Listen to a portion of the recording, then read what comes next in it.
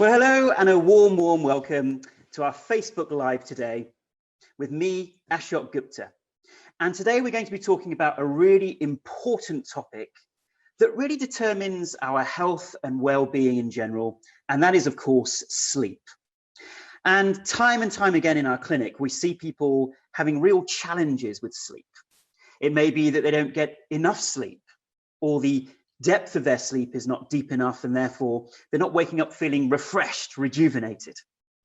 And we've got so many challenges with sleep that we need to be aware of. Some of them are because of the way we're being brought up, society, lifestyle pressures. They're all impacting on our sleep. And today, I'm so glad that you can join me for our Facebook Live, where we're going to go deeper into the science behind how do we get a good night's sleep? How do we make sure that when we wake up in the morning, we're feeling rejuvenated, whatever that deep sleep is that we needed, we got it, and we're ready for the day ahead, instead of needing 5 cups of coffee to wake up. And talking of coffee, a really interesting thing happened to me many years ago in my clinic. I think I shared this story with some of you before, where a lady came into the clinic, and obviously it's a step-by-step process of diagnosing what causes people fatigue. So she came to my clinic and said, I'm really suffering from fatigue. I really don't understand it. And I thought, okay, well, let's step by step, let's try to understand what's going on here. And we went through her diet, we went through her lifestyle, we went through her sleep routine, exercise. There was nothing obvious that was standing out in terms of why her sleep wasn't particularly deep. And so we went through a few things, and I mentioned caffeine, and she said, no, I'm not drinking any caffeine because caffeine is one of the main reasons that we interfere with our sleep. And she said, yeah, no, I'm not really, having any caffeine. I mean, obviously, I don't have any coffee. I have, some tea a day, a few cups of tea. I said, well, tea actually contains quite a lot of caffeine. How many cups of tea are you having? And she said, maybe about 11 or 12. And it amazed me that she wasn't aware that actually that would be the root cause of why she couldn't sleep at night and why she was feeling fatigued. So in today's webinar, it really will be about self-diagnosis. So we're going to understand more about what causes sleep challenges and sleep problems, and you can pick apart what might be going on in your life that may be contributing to this. Yeah. Now, of course, if you have any serious sleep issues, you must see your doctor or physician. For instance, sleep apnea and other related conditions have a more serious cause. But in my experience, most causes of fatigue, daytime sleepiness, they're down to a lack of deep sleep. And it's one of the most important things we need to heal physically, mentally, emotionally. And I would say that we've almost become slightly arrogant in the way that we approach sleep in modern society. We take it for granted, and therefore we abuse our sleep sometimes. And today I really want us to feel that this is a really important part of our lives, and how can we improve it? And of course, why is it important in the first place? Yeah.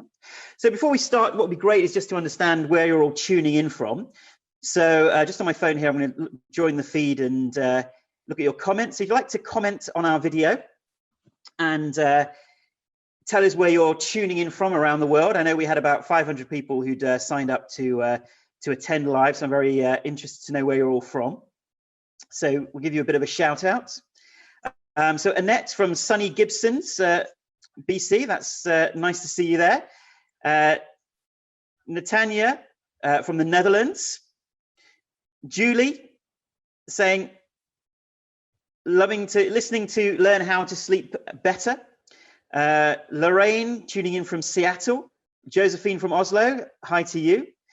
Desiree from Netherlands, and it goes on and on. Lots of people from West Coast and East Coast of America, and also the UK. Jerry Ann from New York, Nirupuma from NJ. So I'm not going to read all of them out, but a big hi to all of you. So I'm really glad you're able to tune in today. And of course, what we'd love to see is those hearts, those thumbs up going across the screen when you like something that you hear. And of course, please do share this feed on your own timeline, on other groups that you're members of, because sleep is something that we're all affected by and all need to improve in our lives. So feel free to, you can just click the share button and share it straight away with friends, family, on your own timelines, and we get more people tuning in live. Great. So more and more of these hellos coming in. So hello to all of you. And what we'll be doing is this actual sleep webinar will be half an hour, so till 6:30 UK time. And then we'll start another feed for Q&A, because I want to make sure these videos aren't too long. So we'll have plenty of time, another half an hour for Q&A on your fatigue challenges, sleep issues, ME, chronic fatigue syndrome, whatever you want to ask me about, but very much based on sleep. Okay, good. So you may ask, well, what is the purpose of sleep? Why do we sleep? Well, let's take the analogy of our phones, okay? So every night we plug in our phones and we wake up in the morning and magically our phone is charged up to 100%, and yet often we aren't. Isn't that ironic? It's because sleep performs many different important roles. And one of the main roles is actually cleaning out the toxins from our brain. So every day, as there's neural activity, there are waste products produced, toxins. And those need to be removed from our brains. And those waste products are removed at night by the microglia. Those are other cells in the brain. Yeah? So that's one important role of sleep. And of course, memory consolidation. So the memories, the situations and experiences we've had during the day, those are then consolidated into our long-term memory banks. Then our metabolic rate. So whether we are burning carbs or proteins or fats, that's often determined by the quality and length of our sleep, believe it or not. And so putting on weight, obesity has been heavily linked to a lack of good quality sleep. And generally, mentally, physically, emotionally, sleep is incredibly important. And our immune system is also rejuvenated through sleep. And in terms of the science of sleep, if we go back into our evolution, we would wake up, close to dawn. So the light would wake us up in the morning. We would then go through our day, pretty much spending our entire day outside, of course, hunting, gathering, whatever we might be doing. And in the evenings at sundown, we would still be probably outside. We would be around the campfire, laughing, singing, dancing, whatever it may be. And then we would go to sleep pretty soon after the sun's gone down. Fast forward to our modern civilization, the advent of modern lighting.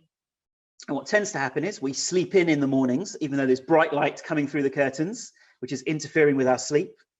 We then often are working indoors, so we're not getting bright light. And then in the evenings, we're staying awake and we are using devices with lots of blue light coming into our eyes, which then is stimulating our nervous system. So we're living lives almost the opposite way to how we've evolved. And that's what's causing these sleep problems. And please note that sleep problems are the root cause, I believe, or certainly a co-occurring factor in a lot of conditions. So that includes ME and chronic fatigue syndrome, which is obviously the speciality of the Gupta program, and fibromyalgia. Also, depression and anxiety. They become a kind of chicken and egg situation where the more that we have those conditions, the worse our sleep gets, and so on and so forth. So getting our sleep right is a big part of ensuring that mentally, physically, and emotionally we stay healthy. And we know that when our sleep deteriorates, our chances of getting ill actually increase 3 or 4 times. I mean, that's incredible, isn't it? And actually, if we're only getting 5 or 6 hours of sleep, our global chance of mortality, the chance of passing away, actually increases by 2/3, increases by 67%. So getting that sleep, deepening it and lengthening it is what we're going to be talking about today. And one way to look at sleep in our modern lifestyle is something that I call the MEND protocol, which I mentioned before. So the Gupta Program MEND protocol, where MEND stands for mind, exercise, nighttime routine, and diet. So M is for mind, E is for exercise, N is for nighttime routine and sleep, and D is for diet. And it's those 4 things which often aren't working correctly in our lives, and we need to mend it. So in terms of what interferes with the depth of our sleep, first and foremost, our minds. The stress that we experience during the day, the emotions, the overstimulation of our nervous system, they can contribute to a lack of decent sleep at night. And the way to look at it is we are like a teapot. So the teapot receives lots of nice tea from the pan, and it goes into this beautiful teapot. And when we meditate, when we sleep deeply and soundly, when we're eating good food and nutrition, that's like pouring tea into the teapot, and the teapot's nice and happy because it's nice and filled with lots of good, hot, warm tea. But when we eat badly, when we don't look after our health, when we get stressed out, it's like pouring the tea out of the teapot. It drains our energy. So all the time, we're putting good things into our system to energize it, and we're also leaking that energy out of our system when we don't live a good lifestyle. And sleep is one of those components. Now, of course, if we're getting great sleep, but we're not eating well, in the same way, we're then leaking that energy, which is why sleep and diet and exercise and all of these things can work together for us to have good health. So today we're discussing the N of the MEND protocol, which is our nighttime routine and sleep, which is a really important part of filling this particular teapot and keeping us strong and energized. A bad night's sleep literally pours the tea out of the teapot. So our minds leak out a lot of this energy through the fact that a stimulated mind finds it more difficult to go to sleep at night. Because what are we doing? We're getting stressed out. We have different emotions which come up, the fight or flight response, which gets our muscles tense, ready to fight or flight. However, when we get to sleep, our muscles still feel tight and tense, like we're ready to deal with a particular danger. So our brain thinks, why would I let you go to sleep? Because you're still potentially in danger. It hasn't let go of that danger signal. So then going to sleep is not an active thing for the mind to do because we need to deal with the danger first. And then exercise. When we exercise, we use up those stress hormones in the body. And exercise is one of the quickest and easiest ways to reset our sleep patterns. Now, of course, for those of you with ME and chronic fatigue syndrome, that isn't an option for you. But even some gentle stretching and movement can improve our sleep at night. Thirdly, what's leaking the energy out of our teapot is our nighttime routines. So what you do after dinner determines the depth of our sleep. And if we've got kids, children, toddlers, we know about how we have to have a nighttime routine and not get our children too stimulated. And in the same way, we also need that wind down after dinner. Yet what do? In the evenings, we're often on our tablets and phones in a lean forward activity. So we are activating our mind. We've got an outcome that we want, and that is overstimulating our nervous system. And on top of that, we know that screens emit the blue light spectrum. And that signals to our brain to say, aha, it's time to wake up. And our melatonin levels go down. Melatonin is a hormone that indicates to our brains or to our bodies that we're ready to go to sleep. Okay?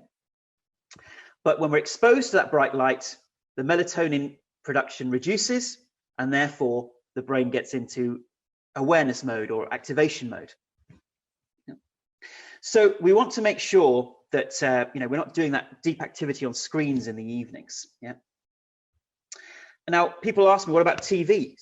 Well, actually, because the TV is further away, it's not as bad as being on a mobile phone or on a laptop or on a screen, because it's further away. And secondly, it's more of a lean back experience. So when we're watching TV, compared to when being on a tablet, we're not trying to get a particular outcome and therefore tensing up our nervous system.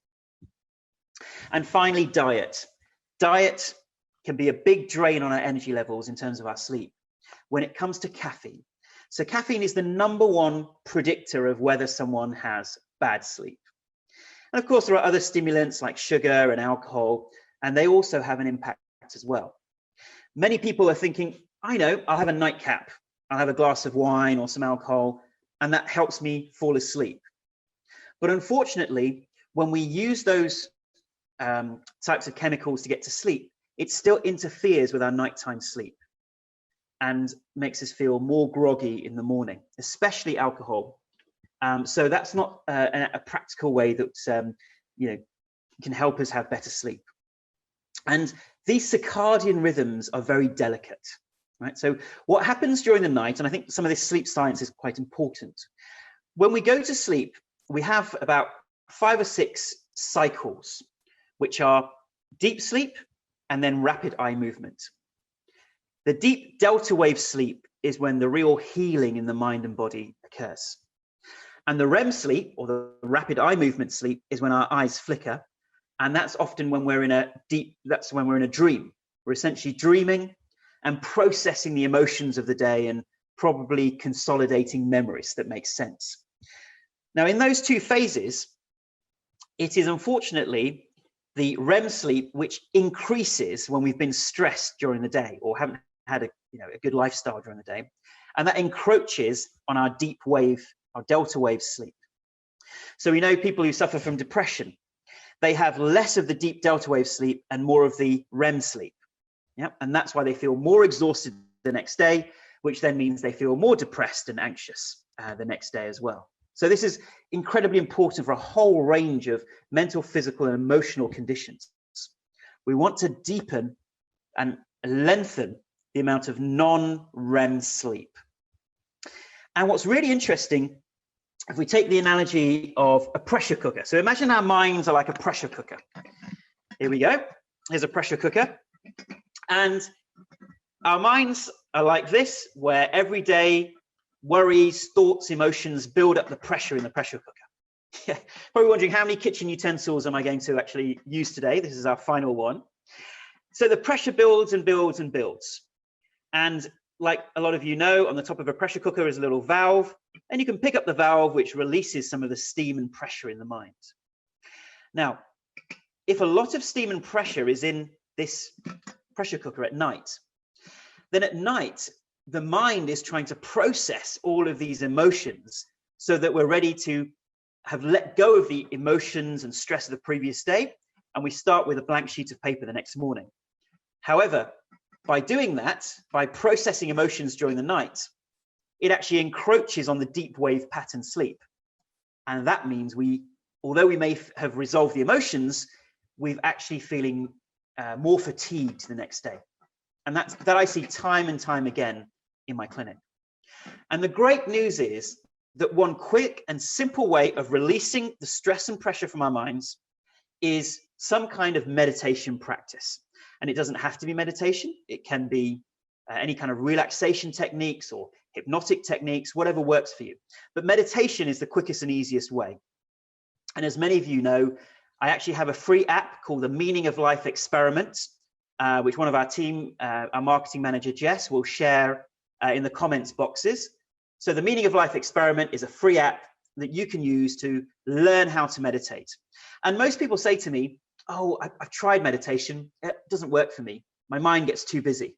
And I say, would you go to the gym on the first day and expect to lift all of the weights and pump large weights?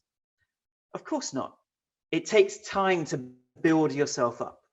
And if you've had a lot of anxiety and worries in your mind, then this pressure cooker is full of pressure. So when you first meditate, you're going to have lots of steam coming out of this pressure cooker. And therefore, it's going to feel like I'm meditating, but all I have are lots of thoughts running through my mind. Those thoughts running through your mind doesn't mean your meditation is bad. It is simply exhausting the tension and pressure that's built up out of your mind. And after a number of weeks or a number of days, once a lot of that pressure has been released, then you can begin to experience more of those glimpses of stillness. But it's about running the gauntlet and committing to that regular meditation so that you get past the phase of the steam being released and you can go into more of that deeper stillness and peace that you truly are inside. Okay. So how do we get deeper, better sleep? How do we let go of fatigue during the day? Well, as I've mentioned in the MEND protocol, M is for meditation and mindfulness. Yeah. So what that means is some kind of meditation practice, and I would advise a minimum of 10 to 20 minutes a day. A good time to do that would be in the morning. And if you have a lot of stress that's built up during the day and you're finding you've got sleep issues, then actually meditating before dinner is also a great time, because you let go of all the stresses and strains of the day. You know, a good 20-minute meditation before dinner. Then you're having dinner and your digestion is better and you're feeling healthier, and then you're ready for that wind down in the evening. And you can also do a meditation, say, just before you go to sleep, especially the soften and flow meditation, which is in day 10 of the Meaning of Life experiment on the app. That's a great meditation to actually soothe and calm any stressed muscles. It's a mindfulness technique, and people find it really helps them drift off to sleep. Finally, in the timeline of the Meaning of Life experiment, there's actually a meditation called the Get Back to Sleep meditation, which does exactly what it says on the tin. So if you can't get to sleep, or you wake up in the middle of the night, stimulated, and you find you can't sleep, then you listen to that meditation, and it uses the very science of how we drift off to sleep to help you gently fall asleep. Okay? Good. So meditation is one of the quickest and easiest ways to reset your sleep system, simply because you're releasing all that stressed up, tensed up emotion and pressure in the brain that normally would get released at night through dreaming and encroach on your deep delta wave sleep. Yep. And many studies have shown that meditation is a quick, simple way of resetting our circadian sleep rhythms. Yeah. And the longer, the better. And of course, it's about reducing our stress during the day. And that's something that we don't have time to go into today, because that's obviously a big topic.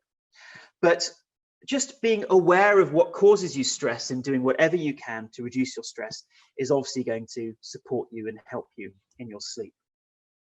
And most importantly, we don't want to worry about our sleep. If we start worrying, then that's more negative thinking, more negative thoughts. And then when we're going to sleep, we're worrying that we can't get to sleep. And if we wake up in the middle of the night and those worries are there, then once again, we're not allowing our system to calm down. And we're worrying about worrying and worrying about worrying about worrying, and so on and so on. So whatever happens, if you suddenly find that you can't sleep, just listen to one of the meditations and tell yourself, this is just as good as sleep. I'm just resting my mind and my body. Okay, good.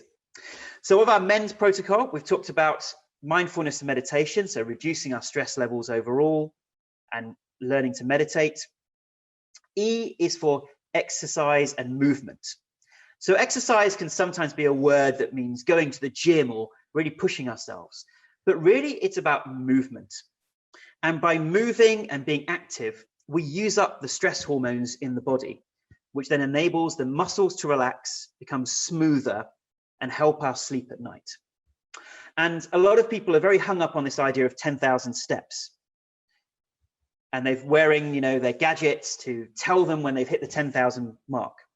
Yet interestingly, there is no scientific evidence that 10,000 steps in any way improves your levels of health, fitness, sleep, etc.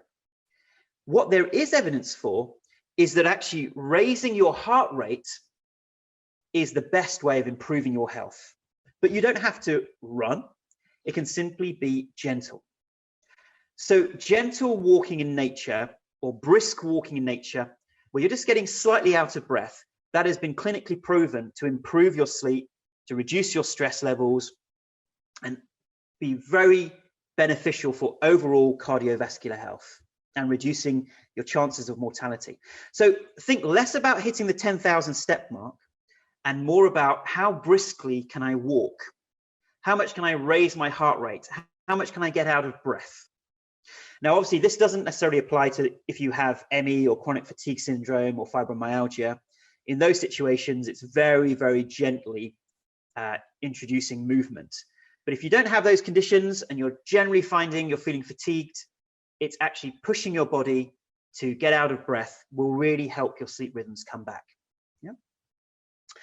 And what's really powerful here, and one of the most important things I'm going to say now, is morning exposure to daylight. Incredibly important. So when we wake up in the morning, and this is a new instruction for all of those of you who are on the Gupta program, as soon as you wake up in the morning, I'd like you to expose yourself. The sentence doesn't stop there. I don't want you to expose yourself. I want you to expose yourself to daylight.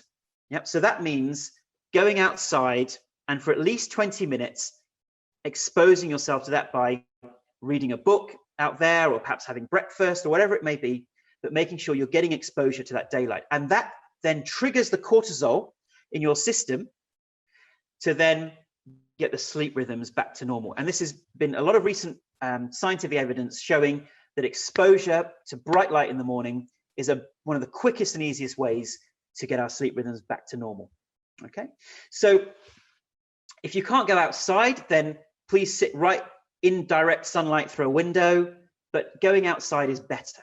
Yeah, sitting or standing near a window, making sure you're getting bright direct light. And that's fine for the summer months. For the winter months, obviously sometimes it's not particularly bright outside, and then it's worth getting one of those lamps that you can get. So those bright lamps, you can see them on Amazon. And when you wake up, as soon as you wake up, exposing yourself for 20 to 30 minutes, and then having as much bright light during the morning as possible is now our kind of new way of looking at the men's protocol. So please, please, please make sure that you're getting that exposure to bright light. Yep. The best way would be a brisk walk in nature as soon as you wake up. Or if you're someone who does cardio exercise, then actually going for a run outside in nature is a great way of getting your sleep patterns back to normal. And of course, the nighttime routine, letting go of screens in the evening. And what really helps us get deeper sleep is reading, fun conversations with friends, playfulness, being light and laughing. All of these things are great for our physiology. So really think about what helps me relax in the evening and have that wind down towards sleep. And watching comedies on TV, your favorite comedies, laughing out loud is a brilliant way of resetting the nervous system.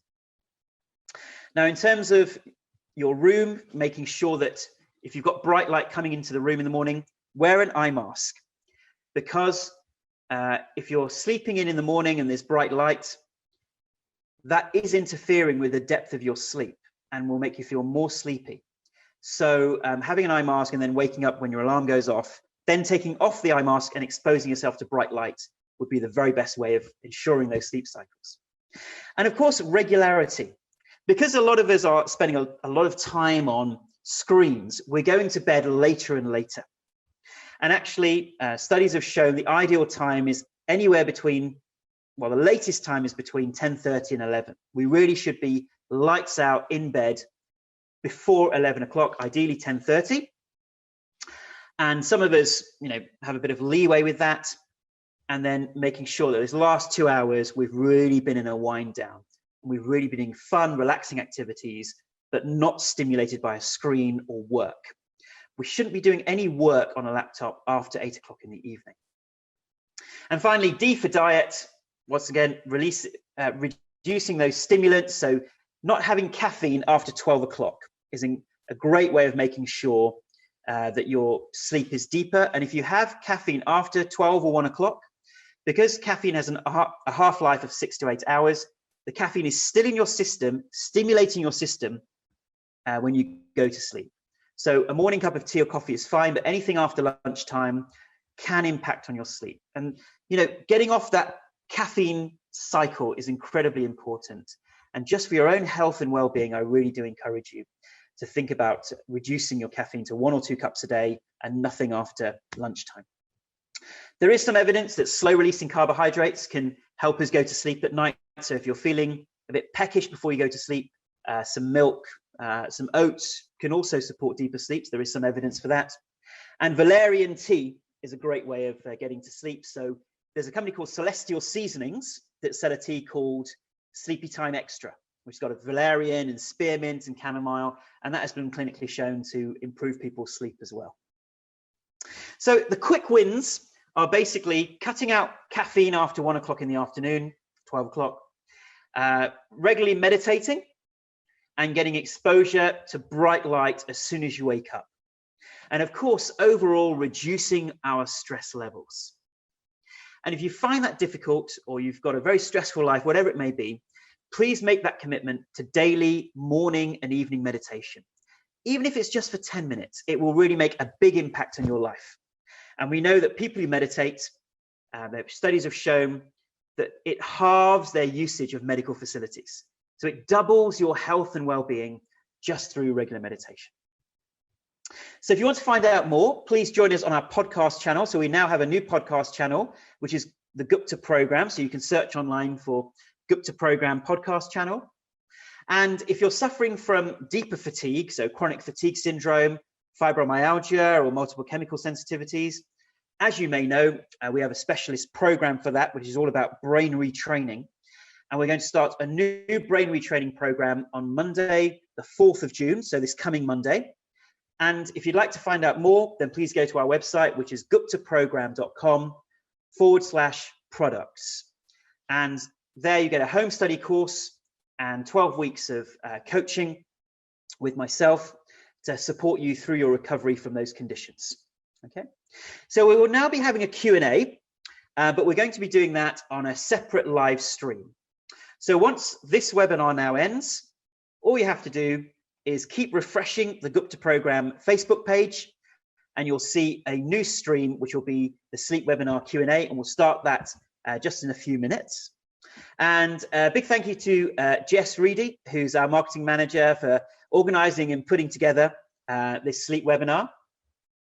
And hope you get to download the app, which is called the Meaning of Life Experiment, which you can find on App Store and Play Store, which has got lots of lovely meditations to help you have deeper, longer sleep. So all it is left for me to say is thank you for watching. I hope you can join me starting on Monday for our 3-month coaching series, and good luck with your sleep. Thank you and goodbye. And look forward to seeing you on our live stream in a few minutes on the Gupta Program page.